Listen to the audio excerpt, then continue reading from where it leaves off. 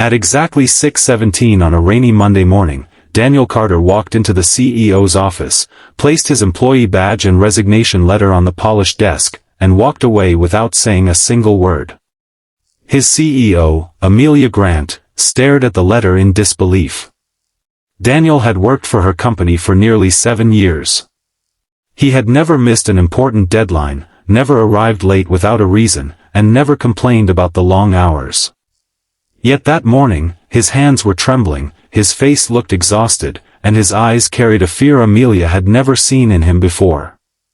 He had simply written that he was resigning effective immediately.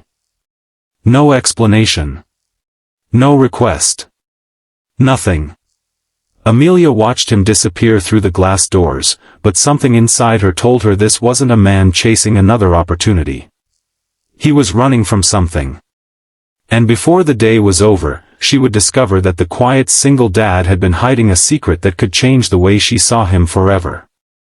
If you believe in kindness, second chances, and the power of helping someone when they need it most, please like this video, leave a comment, share this story with someone who needs hope, and subscribe to SoulTales. Your support helps us continue sharing emotional stories about kindness, sacrifice, family, and second chances. Daniel was 36 years old and had been raising his 8-year-old daughter, Lily, alone since his wife passed away 3 years earlier. He never talked much about his personal life at work. His co-workers simply knew him as the quiet engineer who always arrived early, finished his assignments before the deadline, and hurried home every evening. Some people assumed he was antisocial, while others thought he was simply too serious. Nobody knew that every minute of his day was carefully planned around his daughter. Before sunrise, Daniel prepared Lily's breakfast and packed her lunch. He checked her school bag, made sure she had her favorite blue sweater, and left a small note inside her lunchbox whenever he had time. At work, he carried a tiny photograph of her inside his wallet. It was an old picture of Lily sitting on his shoulders at a park, laughing with both arms raised toward the sky. Whenever the pressure became too much, Daniel looked at that picture and reminded himself why he couldn't give up. But over the previous few months, Lily had started getting sick. At first, Daniel thought it was ordinary childhood exhaustion. Then came the headaches. Then the dizziness. Then one afternoon, Lily collapsed at school. Daniel rushed to the hospital, terrified. After weeks of tests and appointments, doctors discovered a serious medical condition that required an urgent operation. The surgery could save her life, but it came with a price Daniel could barely imagine. He had already spent his savings on medical tests and treatment. He had borrowed money from friends, sold his old car, canceled everything that wasn't essential, and worked overtime whenever he could. Still, he was nowhere near the amount the hospital required. Daniel never told anyone at work. He was too proud to ask for special treatment, and he didn't want people looking at him with pity. So he continued working as though nothing was wrong.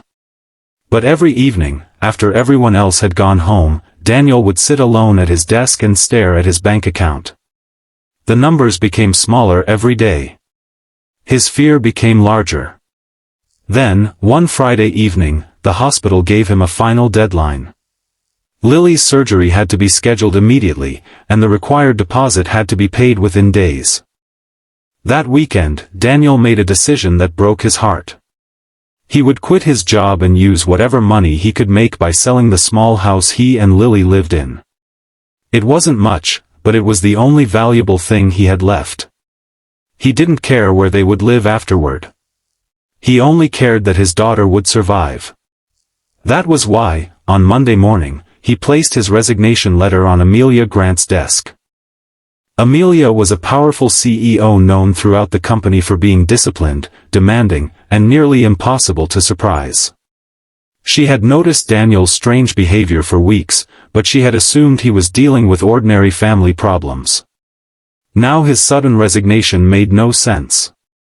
She immediately asked HR whether Daniel had accepted another position. He hadn't. She checked whether he had been involved in a workplace dispute. He hadn't. She even discovered that Daniel had recently refused a promotion because it would require more travel and longer hours. Amelia looked at his resignation letter again. Something wasn't right. Instead of returning to her meetings, she grabbed her coat and followed him. Daniel walked through the rain toward the bus station, carrying a worn backpack and an old envelope. Amelia kept her distance, watching as he boarded a bus. 20 minutes later, he got off near the city hospital. Amelia followed him inside.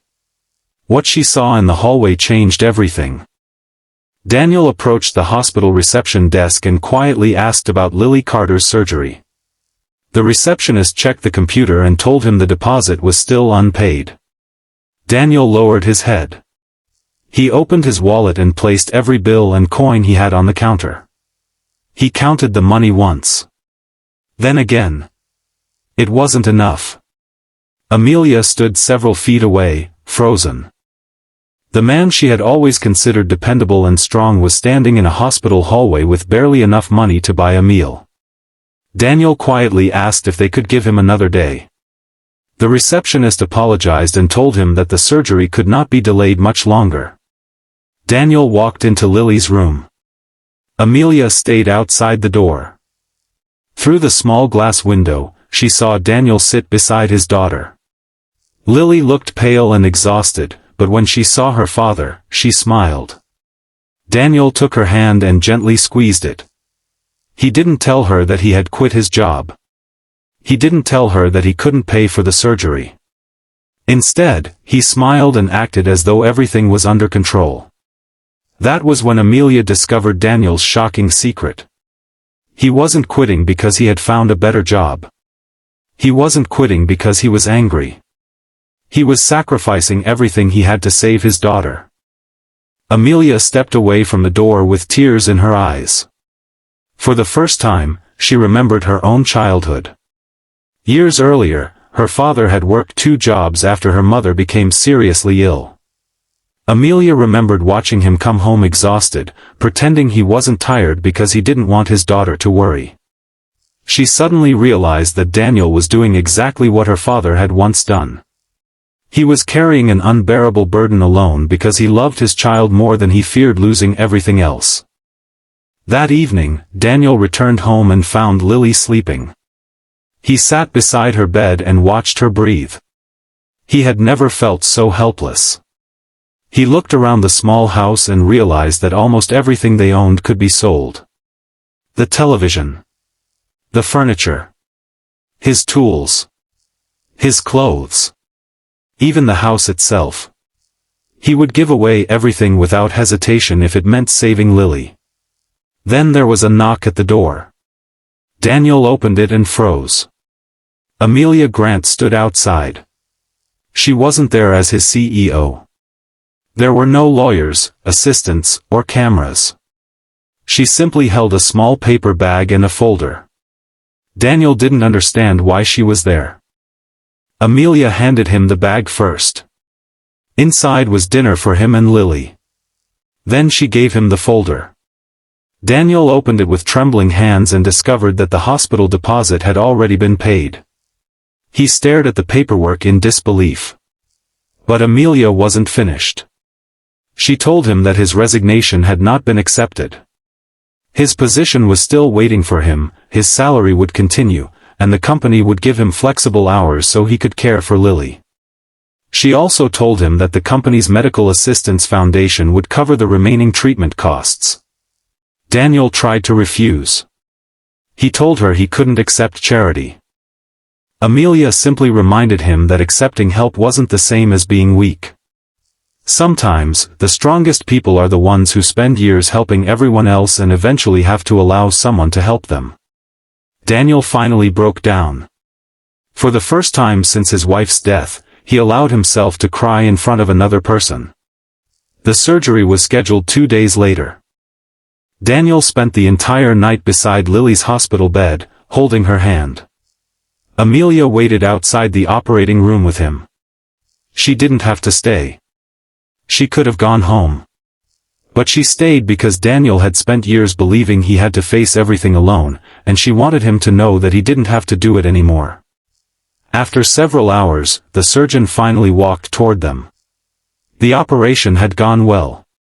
Daniel closed his eyes and whispered a prayer of gratitude. Weeks later, Lily slowly regained her strength. She returned to school with a small scar and a much bigger smile. Daniel returned to work, but he was no longer the same quiet man who tried to carry every problem alone. He still worked hard, but he also began speaking openly about family emergencies and the struggles employees sometimes hid behind professional smiles. Amelia changed too.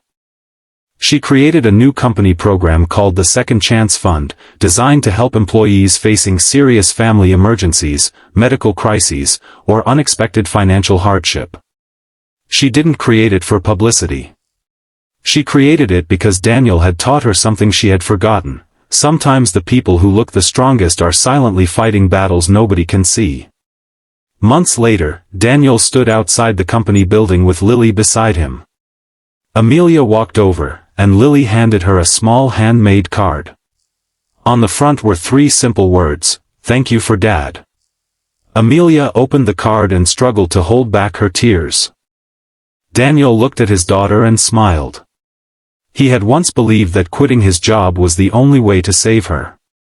He had believed he had reached the end of every possible road. But life had shown him something different. Sometimes, when you think you're standing at the end, you're actually standing at the beginning of a completely different chapter.